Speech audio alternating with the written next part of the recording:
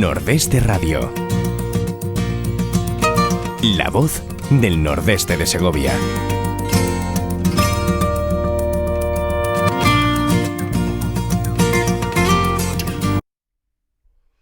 Amigos, muy buenos días. Como ustedes verán, cumplimos nuestras amenazas. Les dije que volveríamos y aquí estamos en un ratito otra vez. Vamos a saludar a Diego Ortiz. Diego Ortiz, muy buenos días. Y Ave María Purísima, ¿te quieres? Sin pecado concebida. Qué bien, Para como que se vea, nota que eres del plan antiguo. Muy antiguo. Precolombino casi, diría yo. Oye, vamos a hablar de dos temas interesantes, de protociencia y de pseudociencia. Pero antes vamos a hablar de un tema que a mí me gusta muchísimo más, sobre todo porque lo he hecho mucho de menos, y es el Club Argo. ¿Cómo va? ¿Qué cosas tenéis preparadas? Cuéntame algo.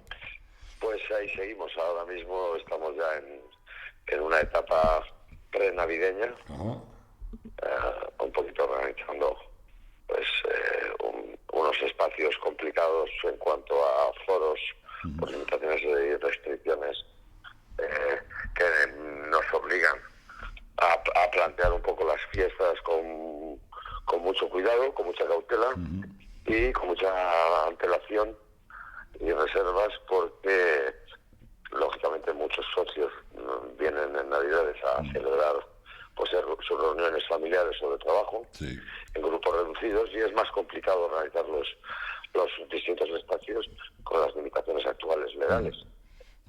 Así que estamos recomendando a todos los socios, por favor, que planifiquen, que prevean y que nos llamen y hagan reservas rápido, porque ya empezamos a tener fechas en las cuales ya no hay posibilidad de coger más. Están ya comprometidas, es normal. Tenemos menos aforo, pero lógicamente habrá que darse un poquito de prisa. Hombre, el estar a gusto en el Club Argo es algo absolutamente garantizado. Y una cosa más importante, el estar absolutamente seguro. Se cuidan todas las medidas de seguridad con una exquisitez que en muy pocos sitios se puede encontrar. Y eso de momento, pues nunca hay que tirar las campanas al vuelo. Nos permite el decir que no ha habido ni un solo contagio, ni en empleados, ni en socios, ni en nada. Bueno, el mínimo matiz de que absolutamente seguro no existe nada. Claro. El otro día, ¿te acuerdas, hablando de ciencia? Sí. La palabra absoluto no es una palabra científica, pero muy seguro, mucho más seguro que una vivienda, desde luego.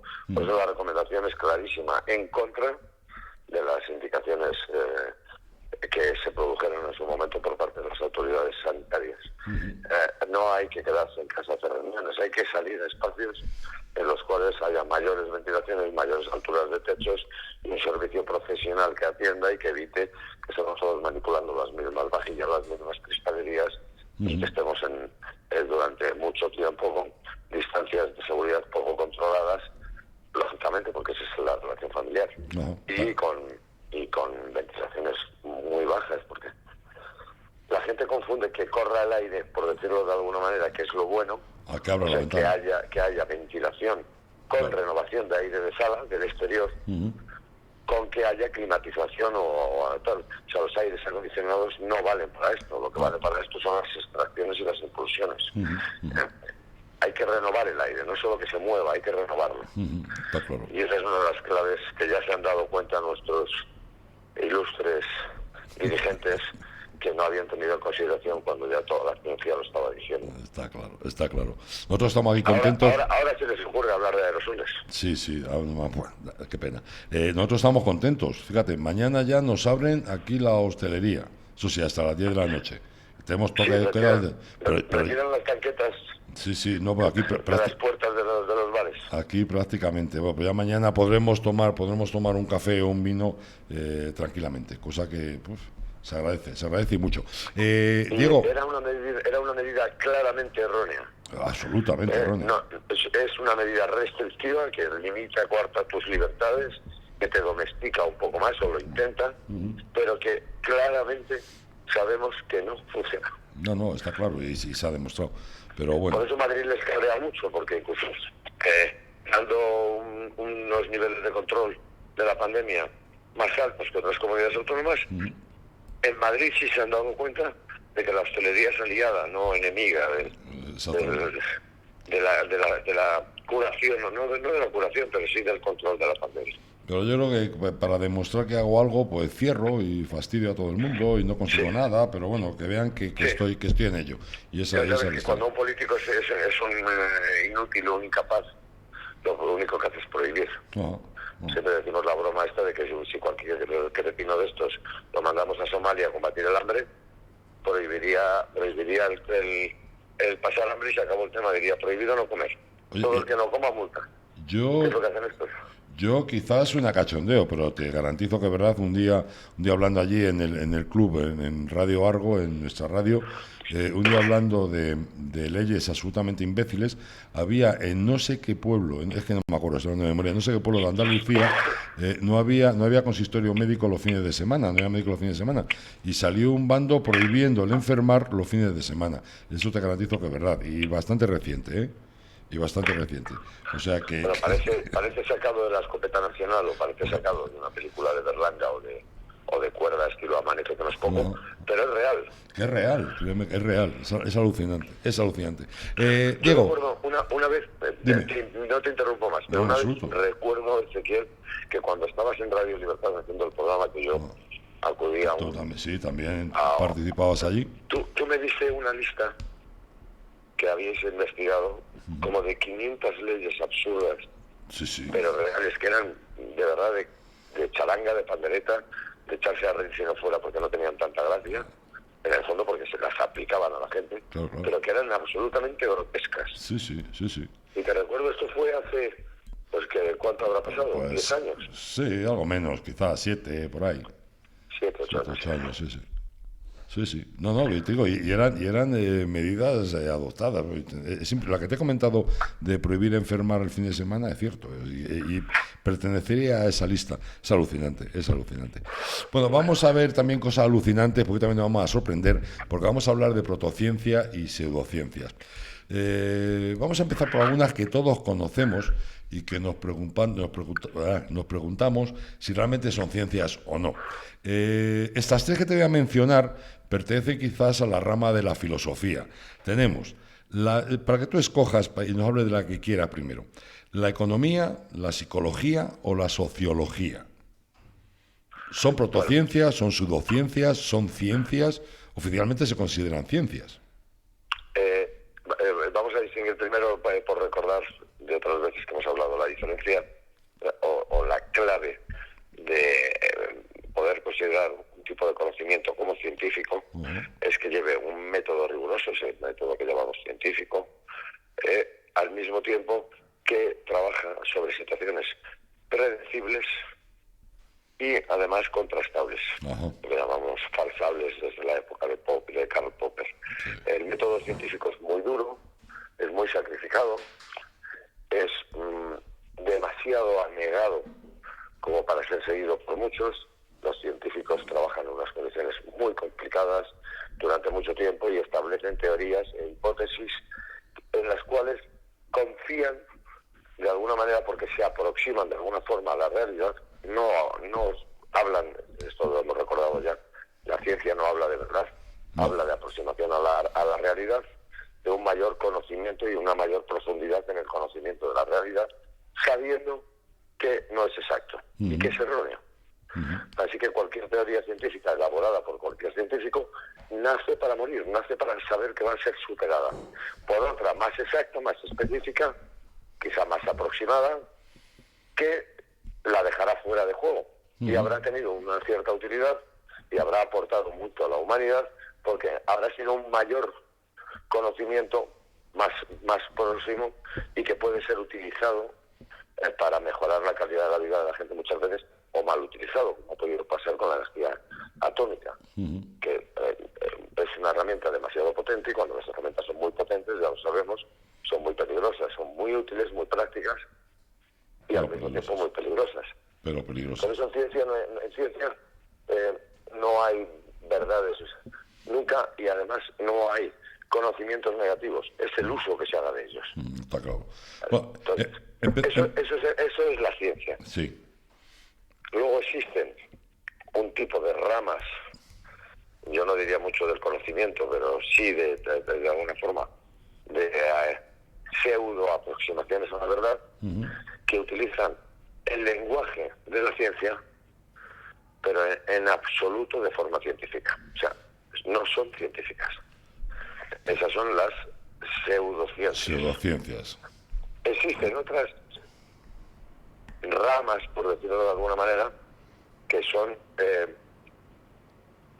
claramente contrarias al conocimiento que tenemos. Son anticientíficas. Ahora veremos varias de esas también. Sí, tenemos unas cuantas. Sí. Y luego existen algunas que empiezan con un cierto rigor, pero que están verdes, son nuevas, deberían ser muy cautelosas y muy humildes, pero que pretenden seguir esa forma de método científico. Esas son lo que llamamos protociencias, ciencias anteriores, ciencias que son demasiado jóvenes como para poder estar funcionando todavía, como diríamos, al 100% y poder producir un coche, un teléfono móvil, la energía nuclear o la cirugía médica que tenemos actualmente. Sí. Esas, por ejemplo, esas tres que me has dicho, que llamamos ciencias sociales, economía, sociología, psicología, muy entre comillas, como ciencia social, también como ciencia, como neurociencia, o como a veces con una cierta pretensión de ciencia médica, y que están demasiado nuevas y demasiado verdes, y que tienen que seguir trabajando porque van por buen camino. Pero ya mucha gente las considera ciencia. Por ejemplo, la economía se considera una ciencia. Los economistas se consideran científicos. Y lo son en cierta medida. Pero son unos bebés de científicos. Además no aciertan, ¿no? Bueno, es que deberían ser... Por eso va muy bien cuando no son soberbios. Sin embargo, los economistas van muy mal cuando se creen ya que tienen, pues yo que sé, el mismo caché científico que pueda tener un físico. Y se columpian. O sea, tú recuerdas siempre que cada vez que ha habido una crisis, los economistas, en una inmensa mayoría, con una cierta pretensión y una cierta soberbia, se han columpiado. Siempre. Ni se han enterado. ¿Os acordáis del genial Sobiguerra? Sí. Ese iluminado de jugador de béisbol que no sabíamos si en una cierta medida era un retrasado mental o era un genio. Sí. Y decía Yogi Berra, es muy difícil hacer predicciones, especialmente sobre el futuro. Claro. Es que realmente lo que hace la economía, yo creo que con analizar el pasado y por qué han ocurrido las cosas, bastante les va. Porque lo que predicen muy bien el pasado. Sí, pero fenomenal. Oye, otra que es la psicología, porque la psicología sí está también ahí a caballo, unos que sí, otros que no. ¿Tú qué opinas de la psicología? La psicología pienso lo mismo que la economía, es una protociencia, es una ciencia embrionaria, tiene mucho trabajo que hacer por delante. Es interesante intentar estudiar la psique humana, ¿no?, desde el punto de vista médico. Por ejemplo, recordamos que la psiquiatría es médica. De eso me hablaría más ahora. La psicología no. La psicología está avanzando lo que puede, pero la mente es tan compleja que investir en ese terreno con pretensiones, con ampulosidad, con soberbia, es un error gravísimo. O sea, es el mundo más complejo que nos podamos pensar es el de la mente humana. Entonces, los psicólogos, pretenciosamente, hay muchos que no, que son humildes y que saben que tienen mucho trabajo por delante. Pero cuando en una inmensa mayoría, incluso para autojustificarse, se vuelven pretenciosos, se columpian y hacen mucho daño. Uno de los principales daños que hacen es la patologización sistemática. Sí. O sea, los psicólogos, en vez de estudiar la mente humana como una diversidad compleja, amplia, con muchísimos dispositivos... Y ver qué te encuentras... Sí, que digo que al investigar, a ver qué te encuentras dentro de la psique humana, lo que hace es todo lo contrario, simplemente ver el lado negativo o ver la patología de esa psique. Y eso es muy grave. Por ejemplo, es verdad que cuando hay un enorme accidente, cuando hay un trauma severo desde el punto de vista social, que puede ser un atentado, un terremoto, un cataclismo, un accidente de tráfico grave... Una pandemia. Una pandemia. Es verdad que la gente necesita una cierta ayuda y un cierto confort. Pero los sociólogos lo interpretan, y los psicólogos sobre todo, lo interpretan como que todo el que ha sufrido una situación dramática en su vida, la pérdida de un familiar, por ejemplo, está de una forma patologizado y hay que tratarle como un enfermo. Y no es así. Entonces, no, oiga, en absoluto. Cuando yo me echo las manos en la cabeza cuando dicen se han ofrecido no sé cuántos psicólogos para intervenir después del atentado del 11. Pues, oiga, la inmensa mayoría de las personas que están bajo un trauma severo no están enfermos. Y solo necesitan ayuda si la piden, y muchas veces esa ayuda puede ser, yo no soy religioso, y tú lo sabes, pero puede ser incluso un sacerdote, puede ser una confesión, puede ser un núcleo familiar que le preste un apoyo psicológico. Sí, puede ser un pero amigo. No son enfermos. No, totalmente. Y entonces enseguida dicen, el shock postraumático, enseguida diga el shock postraumático, que ustedes tratan incluso a veces médicamente, no existe más que en ciertos casos concretos. Lo que existe es un drama gigantesco y unos seres humanos que son capaces, como siempre, de afrontarlo y con mucho daño y sufriendo, pero que tienen mecanismos sanos, normales, para poder enfrentarse a una situación muy dramática, porque eso es la vida. Totalmente. Y entonces enseguida intervienen terapias de apoyo. Oiga, que terapia, a ver si lo entiende usted, terapia tiene que ver con patología, tiene que ver con enfermedad. Que no tienen que ir estos señores a terapia, salvando muy específicamente a algunos que sí que tengan unas respuestas patológicas, enfermizas. Pero la inmensa mayoría no necesita ir a sus terapias porque no se están enfermos. Hemos dado un paso más adelante y ya quizá entramos en lo grotesco, que es la psicología animal. O sea, el decir, es que el perro al psicólogo y llevas a tu perrito, coge y le llevas al psicólogo. ¿Qué es eso de un psicólogo animal? ¿Cómo se puede inventar esas cosas? Bueno, fíjate que existen etólogos, especialistas en conducta animal, que desde hace mucho tiempo están intentando estudiar qué tipo de comportamiento llevan los animales, y que aparte de estos famosos experimentos de Pavlov, o ese descubrimiento, por ejemplo, muy interesante de lo que es la impronta. Siempre nos ponen el ejemplo de que las aves, en el mismo momento que rompen el cascarón, al primer ser que identifican, lo consideran su madre, y establecen por impronta unos lazos.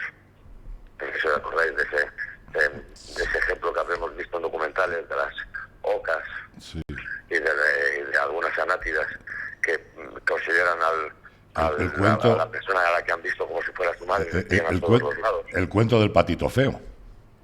El cuento del patito feo es eso. Bueno, pues los etólogos estudian con mucho criterio humilde lo que es la conducta animal y llegan a buenas conclusiones. Pero de ahí a que a tu perro haya que llevarlo al psicólogo, lo que hay que llevar es al dueño al psiquiatra. Primero, porque la psicología animal no la conocemos, y menos ellos.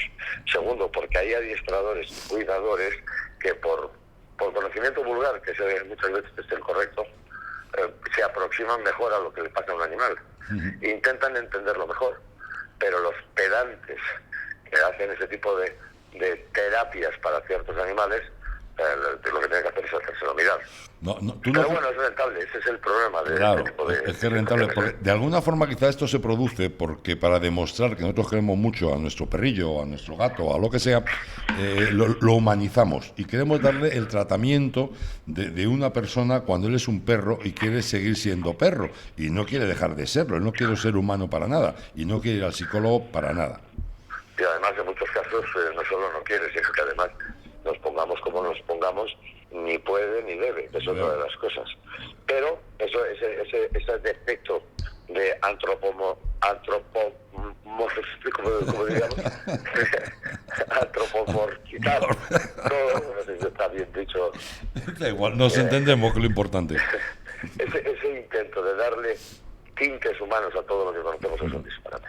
Efectivamente, tu perro Lolo es tu perro Lolo, y tu perro quiere ser perro, quiere estar dentro de una manada, es gregario dentro de esa manada, como cualquier lobo, de hecho es un lobo genéticamente, en un porcentaje altísimo, y lo que quiere es seguir la conducta que debe tener un perro dentro de su manada, o sea, un lobo, tener un macho alfa, que supongo que será Claudia, por supuesto, o Vicky, no te veo a ti de macho alfa. Yo tampoco, yo tampoco. Y quiere tener un hueco dentro de su manada. Y quiere demostrar afecto, quiere demostrar que es útil, como cualquier lobo dentro de su manada, quiere ganarse el cariño de sus compañeros, quiere marcar distancias cuando tiene que marcarlas, quiere tener un cierto tipo de jerarquías, quiere hacer lo que hace un lobo, y lo que estudiamos y tenemos. Y ya está. Y luego viene el cretino, que lo que quiere es tener una muñeca, que lo viste como una muñeca, le pinta como una muñeca y le pone ropita de muñeca, y luego está el que cree que de alguna forma debe ser agasajado y considerado como un objeto o como una persona. Son igual de graves los dos. Y luego está la gente normal, que sabe que es un perro y que establece la unión con un perro como establecemos todos los animales. Te tengo que hacer una pregunta sobre algo interesante. ¿Tú qué opinas del psicoanálisis en base a lo que hemos hablado? Cuando hemos hablado de protociencias, la psiquiatría sigue siendo una protociencia por lo compleja que es, pero es una ciencia que más o menos va teniendo un cierto rigor. Y dentro de la psiquiatría existe una escuela, una teoría que un gran pensador, más filósofo que científico del siglo XIX, que se llamaba Sigmund Freud, Freud para todos los amigos, pero hay que decir Freud porque queda más pedante. Sí, claro. Tenemos que pronunciar New York y tenemos que decir Freud. Pero el señor Freud, que era un gran pensador, y yo se lo reconozco, y Stefan Zweig, otro grandísimo pensador, también se lo reconoce, desde el punto de vista científico era muy poco riguroso. Y entonces crea una escuela dentro de la embrionaria psiquiatría, que es el psicoanálisis. Uh-huh.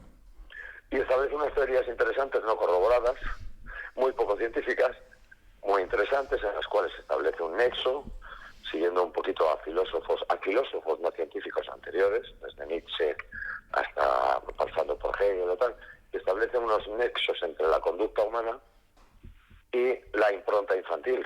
Uh-huh. Entonces establece claramente que ese complejo de Edipo inicial entre el niño y la madre condiciona toda la vida, establece la importancia del sexo en todas nuestras conductas y la interpretación de los sueños como la forma de acceder a la psique humana y de curarla. Y volvemos a lo mismo. Y de curarla. Patologiza todo a la primera de cambio, con lo cual tenía una gran cohorte de clientes de alta alcurnia y de mucho dinero, por supuesto, que mantenía todo esto a través de terapias imposibles, eternas, larguísimas, que creaban unas dependencias gigantescas, y establece el método del psicoanálisis. Uh-huh. Ese psicoanálisis es muy poco científico. Pero y a veces es anticientífico. Pero te iba a decir, ¿se sigue usando? ¿Y tú crees que de alguna forma el psicoanálisis ha avanzado en este tiempo? Yo creo que el psicoanálisis falso de concepto, desde el punto de vista científico, no tiene es útil por la sencilla razón de que esto ya es lo que hacían los sacerdotes. Uh-huh. Esto es lo que hacen los amigos. Porque el mero hecho de hablar es terapéutico. Uh-huh. Desahogarse, siempre hemos dicho desahógate. Sí. Entonces, escuchar a alguien siempre tiene efectos positivos sobre la persona. Y hablar tiene efectos positivos porque establece un tipo de autorreflexión que de alguna manera muchas veces te identifica dónde se te está produciendo un cierto daño, o qué conducta está siendo anómala o qué conducta está siendo incorrecta, o qué grado de pena o de dolor tienes. Y entonces eso siempre ha sido bueno, con lo cual tumbarse en un diván, en el diván de un psiquiatra, un psicólogo o un psicoanalista, pues siempre tiene efectos positivos, como dormir. Claro. A ver, no es malo, o sea, tiende a ser bastante bueno. Entonces, aprovechando ese tipo de circunstancias, el psicoanálisis, de alguna forma, pues sin comerlo ni beberlo, pues ayuda y alivia. Pero al mismo tiempo es súper peligroso porque crea dependencias. ¿Ah, sí? Tú recuerdas que uno de los grandes inventos que tiene que es judío es el psicoanálisis, porque consiguen la fórmula perfecta, una fórmula en la cual el precio o la factura está integrado en la terapia. Esta es una de las teorías magníficas. Para que el psicoanálisis funcione, al paciente le tiene que costar mucho dinero. Pues cuanto más dinero paga, pero eso pasa en muchas cosas, que pensamos que al pagar más... De construcción no científica, pero magnífica. Sí. Si paga mucho dinero es que tiene mucho interés en curarse, entonces eso es positivo. Uh-huh. Con lo cual, siempre decíamos, y esto Woody Allen es un genio todo el día recordándonos, que un psicoanalista judío es una fábrica de billetes, es una fábrica de billetes con un diván. Pero es grave, primero porque es caro. y luego porque crea dependencias. Es que la terapia psicoanalítica no se cura nunca. Claro. Eso es todo de los inventos geniales, con lo cual hay que seguir viendo a dejarte la pasta. Pero esas dependencias son negativas. Y luego la tercera, que es muy importante, hace a la gente considerarse enferma. Claro. En vez de decir, yo lo que estoy es sano y tengo que afrontar mis problemas. No, yo, por Eso ejemplo, es un poco la trampa del psicoanálisis. yo, por ejemplo, y sí se ha descubierto, sobre todo en el tema de psiquiatría, que de alguna forma algún trastorno mental, algún problema mental puede estar basado en temas físicos. Yo que sé, por ejemplo, la depresión. Bueno, pues además también que te falta una determinada hormona, un determinado componente, y ahí entra la psiquiatría con farmacología o con lo que sea, ¿no? Yo, por ejemplo, me cabrea tremendamente con la gente que dice, tengo una depre que voy a trabajar. Y digo, tú no tienes depre, estás cabreado. Tener una depre es un problema. Una depre es un problema de verdad. Es que además llamamos, es muy grave, están haciendo un daño enorme, porque es muy grave que hoy en día una sociedad decadente, como es lógico, como es la nuestra, porque el bienestar lógicamente produce decadencia, lo que llamamos aburrimiento, aburrimiento vital. No luchamos por sobrevivir al hambre, al frío, por sacar a nuestros hijos adelante, no luchamos en guerras, no luchamos por tal. De alguna forma tenemos lo que se llama tripa llena. Y eso, que es magnífico, ese bienestar, produce como consecuencia decadencia. Nos volvemos más frágiles y además más patológicos. No sé si recuerdo, también en Radio Libertad hablamos de lo que era el síndrome del cajero automático. Se estudiaba. Gente que creía que estaba enferma e iba a pedir ayuda porque se deprimía, y se deprimía porque iba al cajero al final de mes y no le daba dinero. Cuidado, que eso es decadencia. Entonces, uno de los graves problemas de la psicología moderna y a veces de la psiquiatría es que esa patologización hace que estemos todo el día. Todo el mundo ahora tiene estrés. Sí. Todo el mundo tiene ansiedad, síndrome de ansiedad. Todo el mundo tiene depresión. Es decir, oiga, la mayor parte de la gente lo que está es un poco, iba a decir un taco, pero no lo digo, pero están un poco equivocados en esto. Iba a decir una burrada que es la correcta, ¿eh? Sí. Primero, el estrés es un mecanismo muy positivo desde el punto de vista de todos los estudios de la evolución dentro de la biología. Sabemos que ningún ser humano, ni ningún animal, ni ningún organismo de la Tierra sobreviviría sin estrés. Claro. O sea, esa es la diferencia entre un organismo y una máquina. Un organismo debe ser estresado. Hay que forzarlo. Forzar un organismo le hace mejorar. Por eso los deportistas de altísima competición tienen unos entrenamientos salvajes que estresan a límites insospechados para nosotros su capacidad orgánica. Porque el estrés es positivo. El estrés hace que la respuesta de un organismo ante una amenaza, un riesgo, un peligro o un cambio de hábitat o de circunstancias le haga ser más apto para combatirlo. Y sin estrés estaríamos todos muertos. Luego el estrés es absolutamente positivo. Ahora, es verdad que hay un tipo de estrés inútil, estéril y cronificado, Que es el patológico. Que puede que no llegue a ser patológico, pero desde luego que sí que es inconveniente, es inadecuado. No sirve. Entonces, sí que es verdad que las sociedades occidentales, la nuestra, por una decadencia natural, que no es mala, porque es natural, pero que hay que combatirla, por ese tipo de decadencia, es una sociedad estresada. Ya nos estresamos con todo. Sí, vivimos. A la primera de cambio que le hables alto a alguien, dice, hoy que me estresas. Sí. Tú lo que tengo que darte casi es un puñetazo, que es más rápido.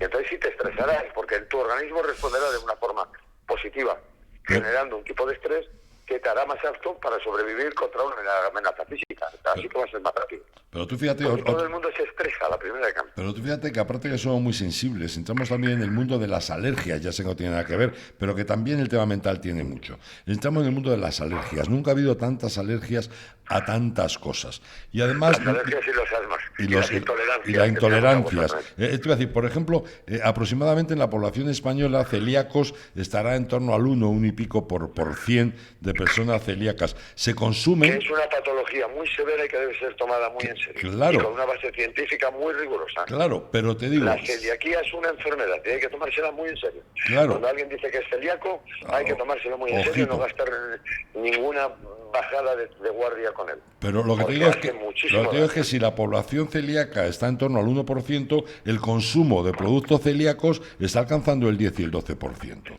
sea que hay mucha gente que está tomando productos sin gluten, productos sin que productos no sé cuántos, cuando realmente no lo necesitan hacer ese tipo de productos. No solo sino que le perjudica al tomarlo. Están haciendo algo que desde el punto de vista de salud es dañino. Se están privando de un tipo de nutrientes que el organismo necesita. A la gente hay que recordarle que la sal y el azúcar son elementos básicos sin los cuales nos morimos. A la gente hay que recordarle que el gluten es un elemento, es una proteína, claro. Un hidrocarbono absolutamente necesario, de una forma o de otra. A la gente hay que recordarle que la leche tiene unos nutrientes magníficos, aunque es verdad que no generamos lactasa a partir de cierta edad y tenemos una digestión mala de la leche. No todo el mundo. Nosotros, por ejemplo, en Europa, en Centro Europa, sí que producimos lactasa. Por ejemplo, los indios norteamericanos, ellos no producen lactasa. Por ejemplo, los chinos no producen lactasa.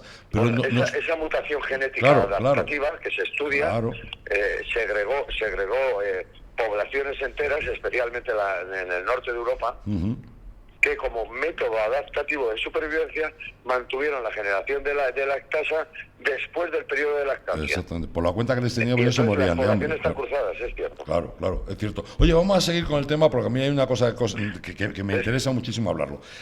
Hablando del tema del psicoanálisis, estamos hablando de los índices. Sabes que a todos los niños nos han hecho alguna vez un índice de intelectualidad, cuál es tu coeficiente y tal. ¿Eso sirve para algo?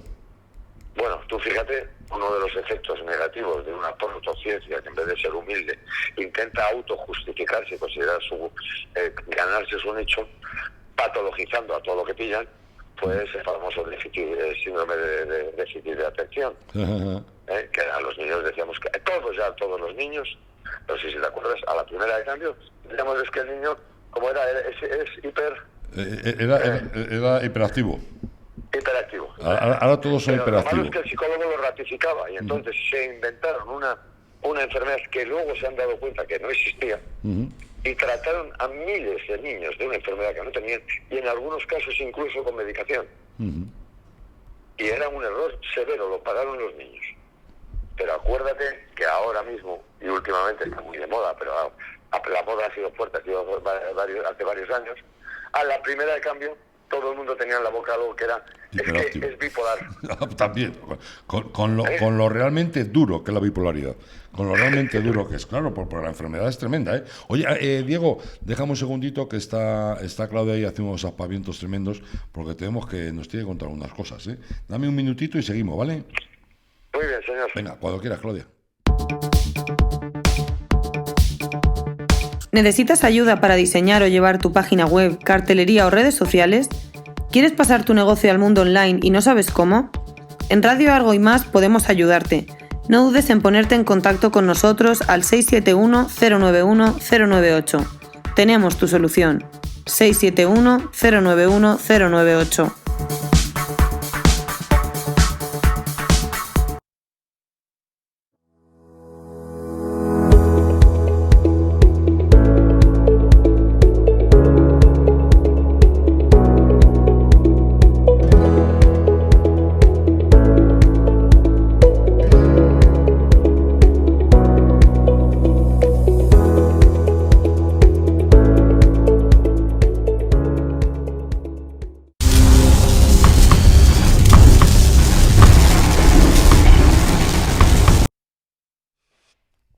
Hoy seguimos. Vamos a cambiar un poco, porque hay cosas, tenemos tantos temas que tocar, Diego.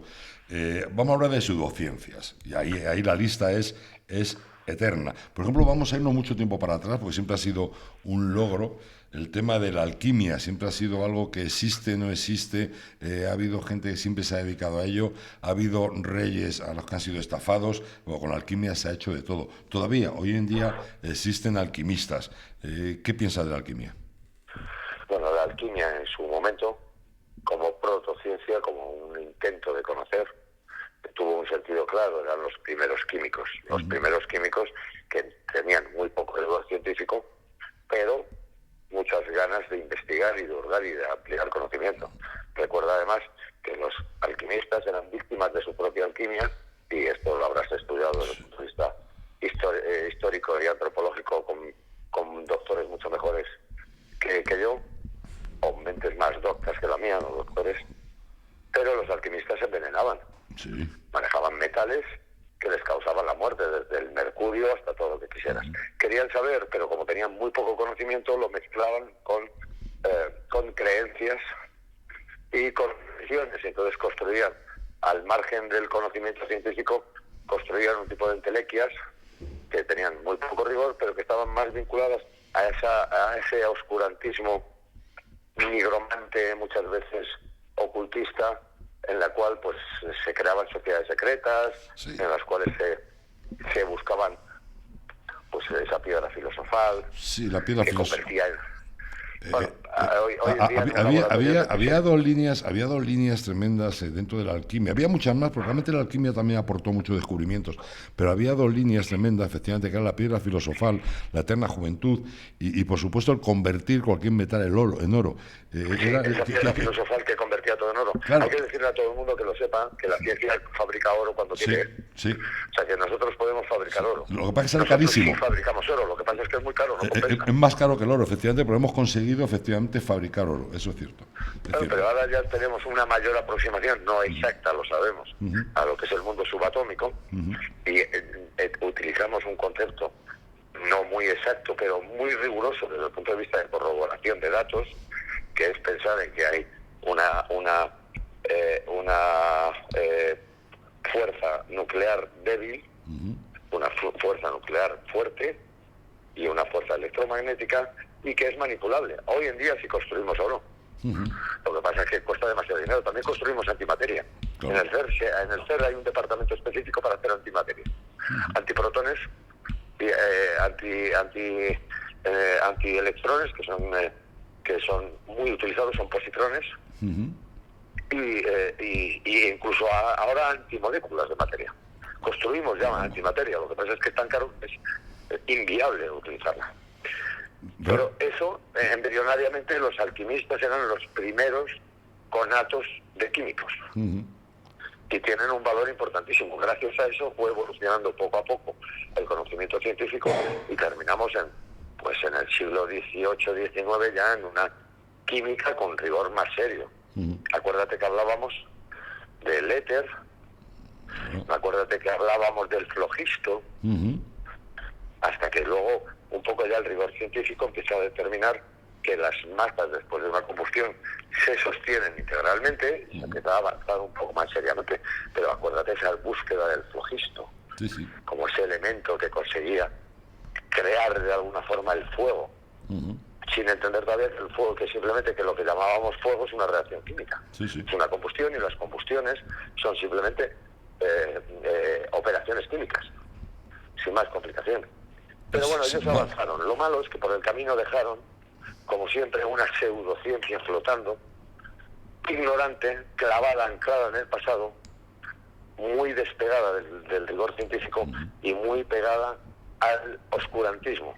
Y a la creencia, porque de alguna forma ahora mismo, insisto, es que todavía hay grupos alquimistas, Sí, que siguen con la misma búsqueda y la misma filosofía. No han avanzado nada, no tienen humildad científica. No, por supuesto. Este es el problema de las pseudociencias, que no tienen la humildad científica que hay que tener, que siguen ancladas en el pasado, con lo mismo. con certezas inaceptables, por ignorancia. Este problema con la alquimia pues no me preocupa demasiado, pero esto es la astrología. Eso es la astrología. Háblame de la astrología. Vamos a ver. En un principio, el hombre deslumbrado ante el universo intenta comprenderlo, intenta captarlo, intenta buscar un poco las claves. Como tiene muy poco conocimiento, toda su aproximación está muy trufada de creencias religiosas o de creencias personales. Y entonces, poco a poco, por necesidad y por un grandísimo esfuerzo de grandísimos genios de la antigüedad, se van descubriendo las claves de los movimientos de la mecánica celeste. Entonces vamos poco a poco descubriendo pues lo que es un paralaje, vamos descubriendo lo que es un astro, lo que es un planeta, lo que es un cometa poco a poco, y vamos interpretando los puntitos que vemos en el cielo y dándoles un cierto sentido. Como eso embrionariamente está tan verde, pues se crean esas constelaciones en las cuales, por la alineación de ciertas estrellas, consideramos que existe un zodiaco. Es una forma de verlo, pues muy básicamente, muy primitivamente, en la cual resulta que en ese zodiaco alineamos estrellas que a lo mejor están a centenares o millones de años luz unas de otras, que no están ni siquiera en el mismo plano celeste, pero que por distinto tipo de luminosidad las vemos más o menos a lo mejor con la misma intensidad. Unas están más cerca y otras están más lejos. Y además algunas pues son estrellas de neutrones, o son enanas blancas, o son lo que sea. Pero como no lo sabemos, las alineamos.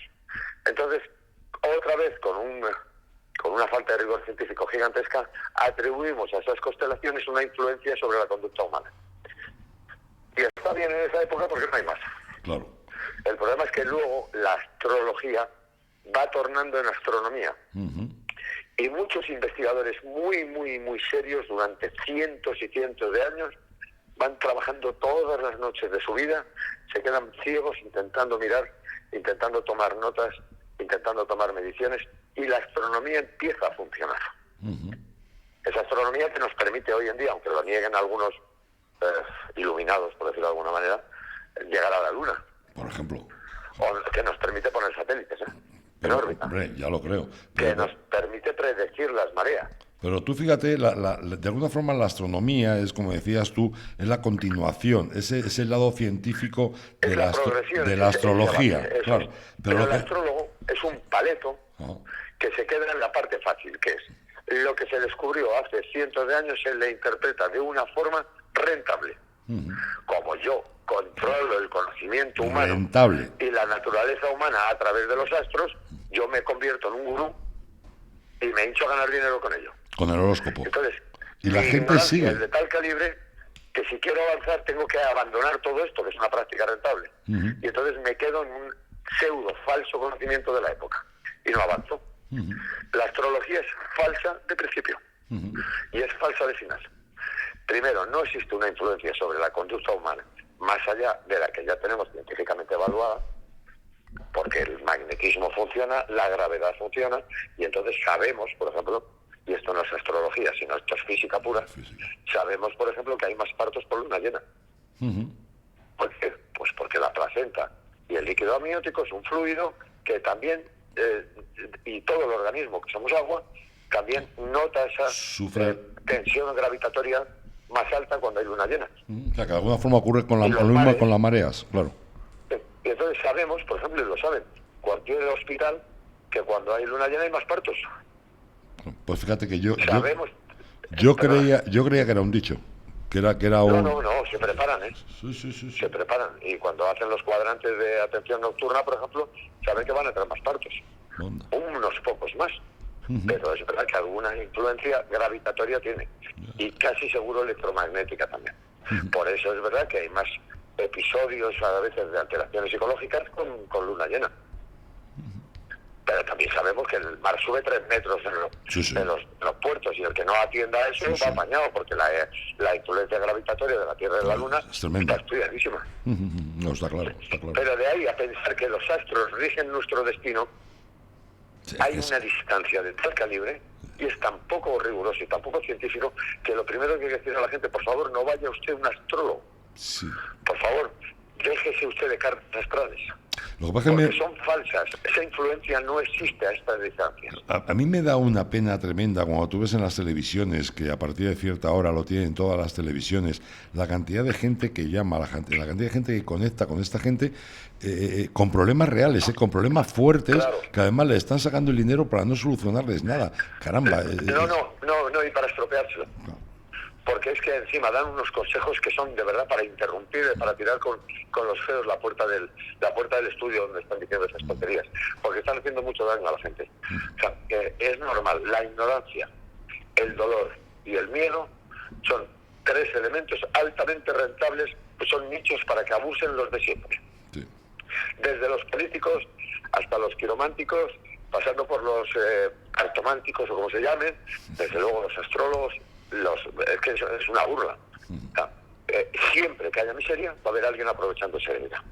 Está claro. Entonces yo le pongo a la gente el famoso ejemplo que he vivido en mi casa, que es el Marqués de Araciel, Sí. un estafador con la copa de un pino, Sí. pretencioso y ampuloso, que una chica que trabajaba en nuestra casa, muy humilde, portuguesa, fue a la consulta porque le habían...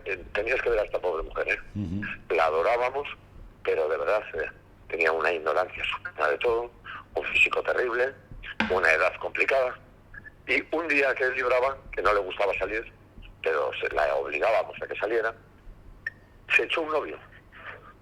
Y un tío también muy humilde, pero por lo que conocimos un día, una bellísima persona, que de verdad la quería y que de verdad pues creía que era su otra naranja, o su otra media naranja. Sí. Esta chica se fue al Marqués de Araciel porque tenía miedo y dudas frente a lo que era la relación con un hombre. Y el Marqués de Araciel, como era muy listo, viendo que era una persona muy poco agraciada, dijo: déjale, porque las cartas, no, porque la carta astral me dice que en la casa de no sé qué, lo que te sale es una desgracia afectiva terrible inmediata. Joder. Y además de sacarle la pasta, 5.000 pelas de la época, me acuerdo, Sí. esta chica, que no voy a decir por supuesto el nombre, esta chica dejó al tío. Y el daño yo no se lo perdonaré jamás al Marqués de Araciel. Y fui expresamente a decirle: eres un timador y un chorizo, pero encima eres una persona, eres una mala persona, que aprovechas de la desgracia humana, te metes por medio y la lías como quieres. Qué pena. Eso es lo grave de este tipo de ciencias falsas, que son abusivas. Ese bálsamo de Fierabrás. Yo recuerdo, y os lo he recordado alguna vez, cuando estábamos en El Mundo haciendo los programas de investigación, que metimos en El Mundo de redacción a una periodista a la consulta del subnormal este del perejil, como se llame. Sí, el Porras y todos estos, sí. El Porras este. Sí. De hecho, Javier Nar se enfrentó a él, le llevamos al estudio, le lavamos la cara, nos demandó, perdió y nos debe dinero, por eso no trabaja en la tele. Porque perdió. Este subnormal, llevamos a una periodista, esto es real, o sea, para que entendamos lo que son las pseudociencias y las estafas en torno a la miseria humana.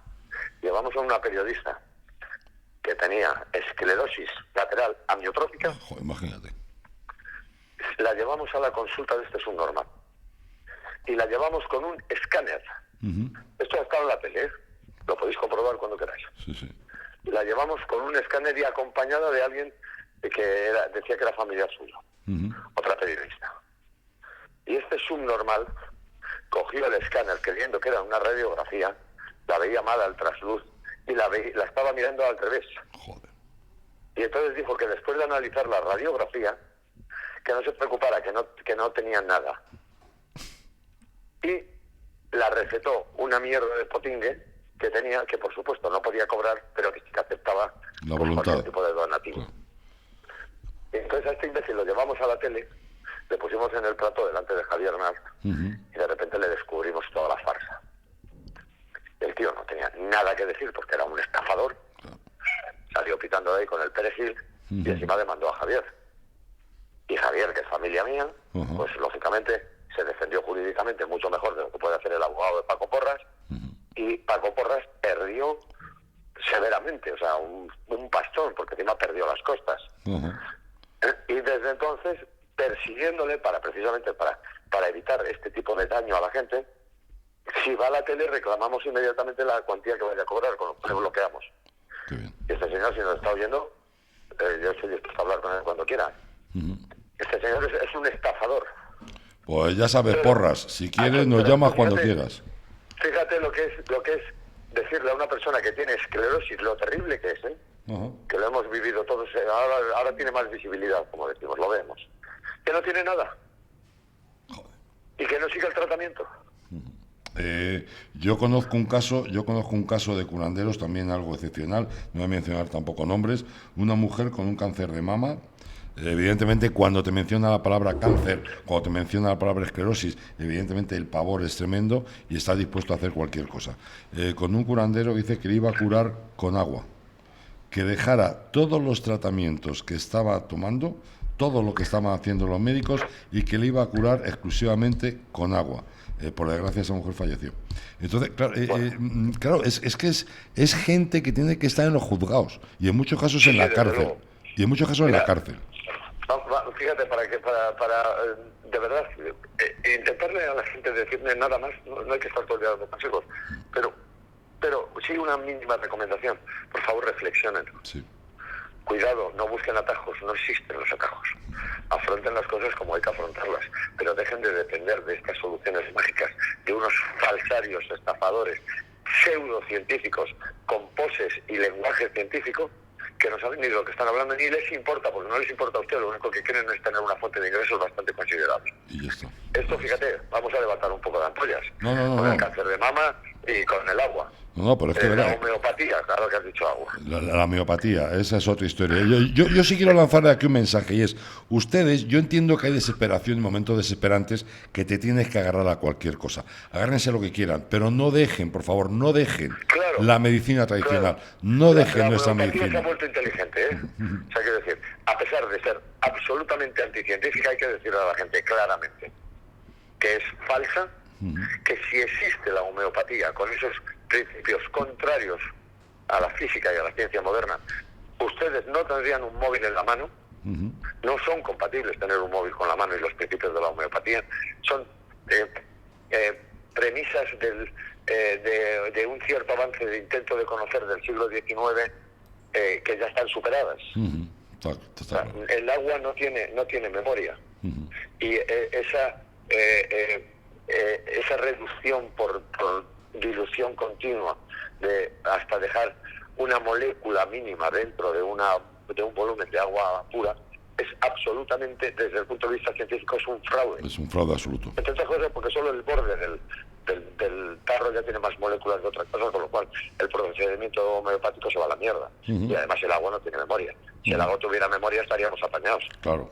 Somos todo agua. Claro.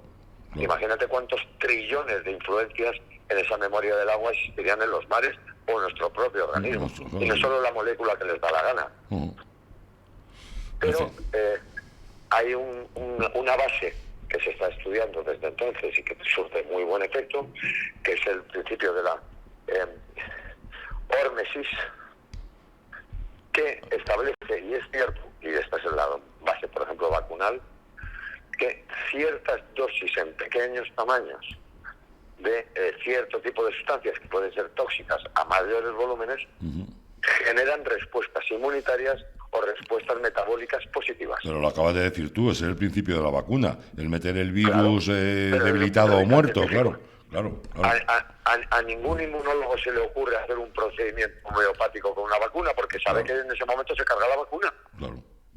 La vacuna tiene que tener suficiente cantidad infectiva, eso hemos hablado de masa crítica dentro de lo que es el concepto de infección, para producir una reacción. Los anticuerpos, claro.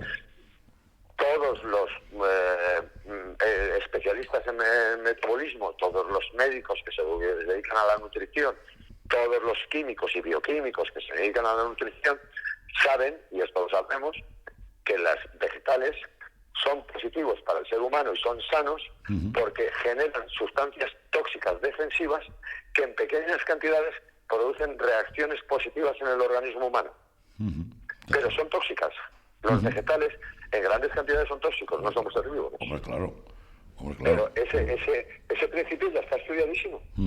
A todo el mundo hay que decirle que precisamente lo verde, las verduras, las hortalizas, las legumbres y tal, tienen elementos tóxicos segregados de manera natural por evolución, por las plantas, por la defenderse precisamente de ser devoradas, que producen reacciones positivas con una cierta toxicidad. Por eso son tan sanas las verduras. Te voy a decir una cosa y ya acabamos el programa redundando en lo que tú dices. Cuando traemos de América el tomate era venenoso. Además, de hecho, todavía en muchos países sudamericanos le quitan las pepitas al tomate cuando lo preparan.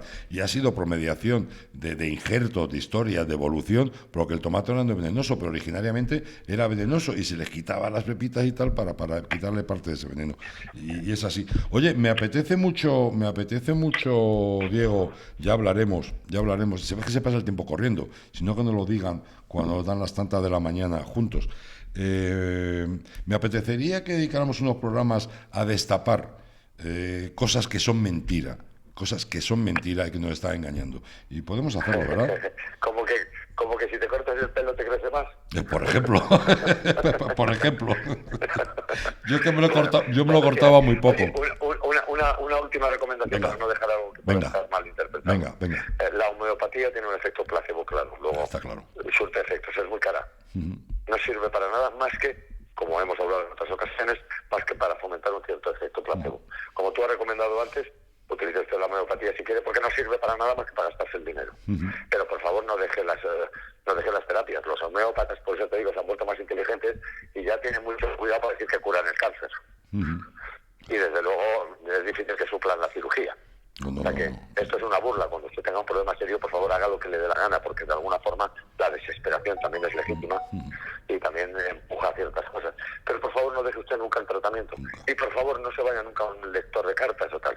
Pero los homeópatas se han quedado tan anclados que no han evolucionado. Es una de los pocos ramas de conocimiento en teoría pretenciosa, fastuosa, carísima, que siguen con los mismos criterios que hace 150 años. La ciencia ha seguido avanzando. Entonces, la recomendación, los homeópatas son inteligentes, no sirve para nada lo que está tomando, más que si a usted le sienta bien. Cuidado por no abandonar otras cosas. Eso es, no abandonar. Pero, por ejemplo, la acupuntura no es exactamente, es una especie de conocimiento milenario por ensayo y error. No es exactamente científico porque no sabemos por qué, pero por ejemplo la acupuntura sí ayuda. Sí sabemos que funciona, probablemente no tenemos ni idea de por qué. En algunos casos, para algunas cosas, hay que ser humilde, funcionan algunas cosas, pero no sabemos por qué. Sabemos que todos los nodos nerviosos crean tensiones eléctricas, diferencias de potencial, estimulan. En algunos casos, por ejemplo, sí que ayuda, como el yoga. No tiene ninguna base científica. Déjese usted de chorradas del yin y el yang, que esto desde el punto de vista médico es bastante grotesco. Como la osteopatía. Oiga, que hay cierto tipo de prácticas de este estilo que no tienen base científica. También sabemos que funcionan algo, no sabemos por qué, pero desde luego que un masaje en los pies siempre es bueno. Sí, claro. Entonces el yoga, la acupuntura en algunos casos, la osteopatía, no tienen ningún rigor científico, pero bueno, tienen un cierto efecto positivo. La homeopatía no más que por placebo, Sí, exclusivamente. Y nunca sustitutorio. No, sustitutorio nunca. El tratamiento médico. Recordemos que a su hijo, si entra con 40 de fiebre, a su hijo le va a salvar un médico, Seguro. No un cretino de curandero, un estafador de lector de cartas o un astrólogo. A su hijo le va a salvar la vida que lo cojas en brazos y se lo lleve a un hospital. Exactamente. Donde la medicina con mucha humildad va a intentar salvar a ese niño y lo va a salvar casi seguro. Está claro. Pero no se lo lleva a un curandero que el niño se le muere en los brazos. Está claro. O tiene lesiones neuronales precisamente por temperaturas tan altas. Amigo Diego, ha sido un placer, como siempre. Señor, lo mismo digo. Gracias por vuestra paciencia. No, gracias por nuestro interés, porque es que nos interesa mucho lo que cuentas, caramba, así aprendemos y además poco a poco iremos quitando la manta a muchas cosas y descubriendo lo que hay debajo de ella. Muchísimas gracias, Diego, es un placer, de verdad. Un abrazo a todos, incluso los economistas que dentro de 10 años predecirán la crisis económica. Venga, hecho, la que está ocurriendo hoy, ¿no? Sí, o la que ha ocurrido antes. 10 años, que ya la pisaron todos 20 años después. Sí, está claro. Como hay teorías económicas contrapuestas, alguno de los dos acierta. Está claro. Uno dice, va a haber crisis, y otro dice, no va a haber crisis. Y claro, el 50%, uno de los dos acierta.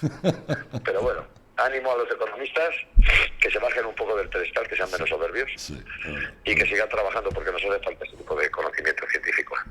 Eso es verdad. Compañero, sé bueno. Un abrazo fuerte. Un abrazo y un besazo a Claudia. ¡Viva los técnicos de sonido! ¡Viva los técnicos de sonido! Y las técnicas de sonido. Es verdad, las técnicas de sonido, es verdad. Un abrazo Claudia, fuerte. Que viva Claudia. Viva Claudia. Y un beso a Vicky. Sí, que sí, ellos se han ido ya, Vicky se ha tenido que marchar, que está con la espalda un poco fastidiadilla, pero bueno, nada con ibuprofeno no salve.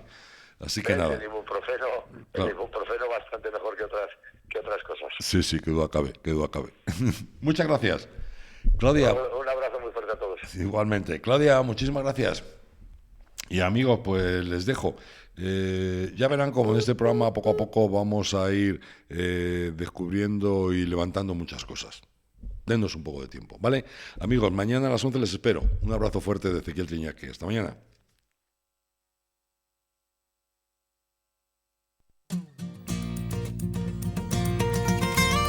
Nordeste Radio. La voz del Nordeste de Segovia.